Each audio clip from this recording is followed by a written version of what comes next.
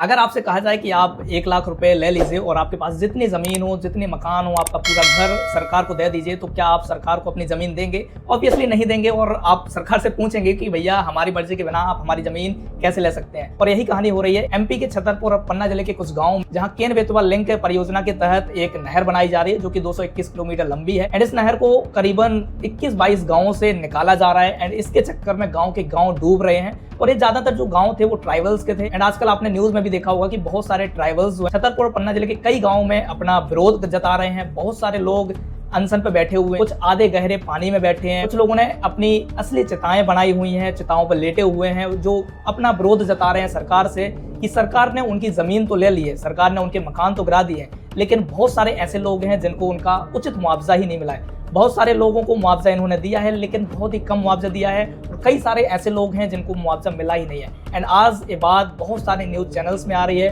बहुत सारे social media influencers इसको कवर कर रहे हैं, लेकिन अभी भी सरकार इस पर जागी नहीं है। वहाँ के लोगों का कहना है कि हमें अपनी ज़मीन देने में परेशानी नहीं है। ऑब्वियसली ये जो प्रोजेक्ट है वो कहीं ना कहीं हमारे राज्य के लिए बेहतर ही होगा, क्योंकि आप लोगों को पता होगा कि बुंदेलखंड का जो एरिया है वो कहीं ना कहीं सूखाग्रस्त है, पानी की कमी से बहुत सारे लोग परेशान होते हैं और ये नहर उस परेशानी का हल होगा। ऑब्वियसली हमारे देश का एक सबसे बड़ा प्रोजेक्ट होने वाला है जिसमें 2 बड़ी बड़ी नदियों को जोड़ा जा रहा है एंड इस प्रोजेक्ट से बहुत सारे गांव, बहुत सारे जिले को फायदा मिलेगा। लेकिन ग्रामीणों का कहना है कि ऑब्वियसली आप नहर बनाइए लेकिन हमें हमारा उचित मुआवजा तो दीजिए, क्योंकि इसमें हुआ यह है कि गांव के गांव इस नहर में तबाह हो जा रहे हैं, बहुत सारे जंगल काटे जा रहे हैं एंड इसकी वजह से लोगों के घर इसमें उजड़ गए और लोगों को जो मुआवजा सरकार द्वारा दिया गया है वो बहुत ही कम दिया गया है। कुछ लोगों को 1 लाख, कुछ लोगों को 5 लाख और 10 लाख के आसपास तक इसमें मुआवजा मिला है। लेकिन लोगों की यहाँ जो जमीन थी वो कई एकर्स में थी, उनके घर पक्के थे, अच्छे खासे घर बने हुए थे, वो सारे घर तोड़ दिए गए हैं और उनको अभी भी उचित मुआवजा नहीं मिला है।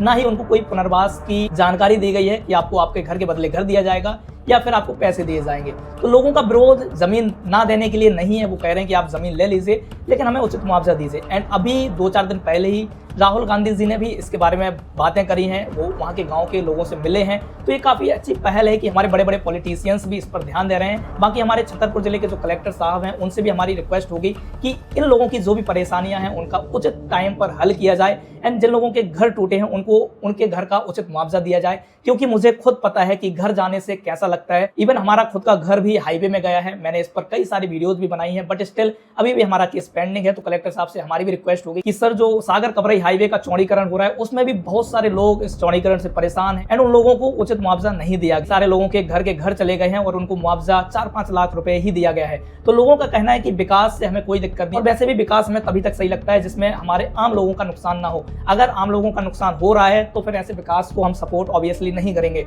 तो लोगों का कहना है कि भैया आप विकास करिए, हमें कोई दिक्कत नहीं, लेकिन देश के विकास के चक्कर में एटलीस्ट आम लोगों को तो नहीं परेशान होना चाहिए और उनका जो उचित मुआवजा बनता है उनको उचित मुआवजा जरूर मिलना चाहिए। जो लोग इस प्रोजेक्ट के बारे में नहीं जानते हैं, ना ही उनका कोई रिलेशन है इस प्रोजेक्ट से, तो मेरी उनसे रिक्वेस्ट होगी आप लोग कुछ भी ना करके बेटर है कि इनको सपोर्ट कर सकते हैं, ऐसे वीडियोस को ज्यादा से ज्यादा शेयर कर सकते हैं ताकि इन लोगों की आवाज ऊपर तक पहुंच सके, हमारी गवर्नमेंट इसको सुने, यानी कि जो भी परेशानियां हैं उनके उचित सॉल्यूशन जल्द से जल्द निकाले जाए ताकि ये लोग भी खुशी खुशी रह सकें एंड इनको भी पूरा हक है अपने अधिकारों के साथ जीने का। तो उम्मीद है कि हमारी सरकार इनकी बहुत जल्द सुनेगी। एंड अगर आपको वीडियो पसंद आए तो वीडियो को लाइक जरूर करेगा। बाकी अगर आपने अभी तक सब्सक्राइब नहीं किया हमारा चैनल तो सब्सक्राइब करके जरूर रख लीजिएगा, आपको ऐसी वीडियोस इस चैनल पर बहुत सारी मिलती रहेंगी। तो अभी तक इतना यार, बाकी मिल रहे होंगे अगली वीडियो में, तब तक चलते हैं, बाय।